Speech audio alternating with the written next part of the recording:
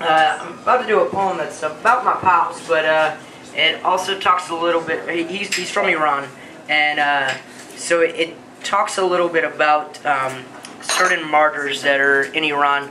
I'm a member of the Baha'i faith, and there's certain Baha'i leaders in Iran that right now are being heavily persecuted for their faith, and they're actually awaiting trial on kind of some bogus BS, and so that's what this is a little bit about.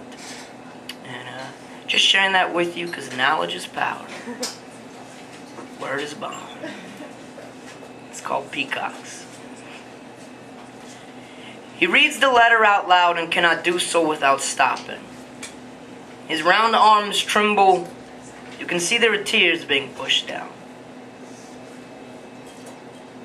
He reads on of martyrs in Iran dying, their numbers increasing day by day.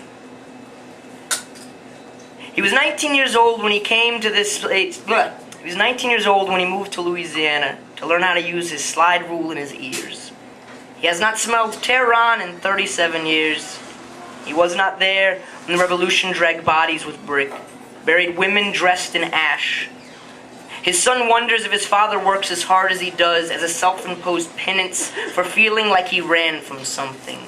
Swinging his voice like a hammer to build prayers to stand like shrines, he turns to the east every day to speak with his Lord, to ask for God to help shape him into something shaped a bit more like the slow glow shoulders of these drained souls.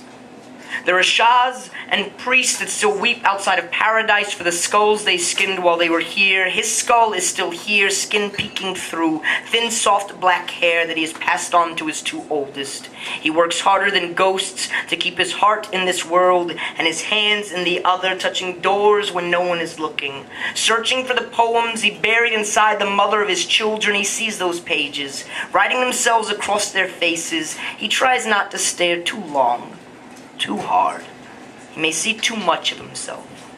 The birds he was, clutching islands in their beaks, Persia between their wings, feathers dipped in watermelon juice. He drinks salt, sleeps wide-mouthed open, waiting for these sparrows to climb into his throat, carrying into him the hymns of who he is, whispers of where he comes from, the gentle memory limbs of those fallen cousins and aunts that no one will know, taste, or hear, mighty pillars that held up Shiraz, mighty dome of beauty that named the stars before pulling them down to melt their silver into petty bullets, and thin wires tightening like fists around throats that stood thick like prayers, spines straight as rifles, offering the echo of themselves back into the heavens.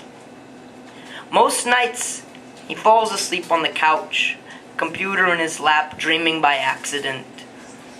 His sons, they ride upon the backs of gray and black stringed wolves, beating their legs until they vibrate open, carrying souls shaped like the shells of an elephant gun, wondering how to be more.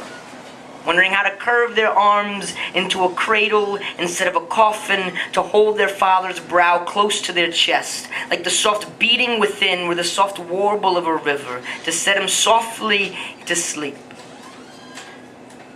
May they pray that when the angels come to trawl his veins, they will trawl them for the pearls that swim inside them, pulling them back up to the surface, that God may swallow them down, and back into the precious source from which they came out from.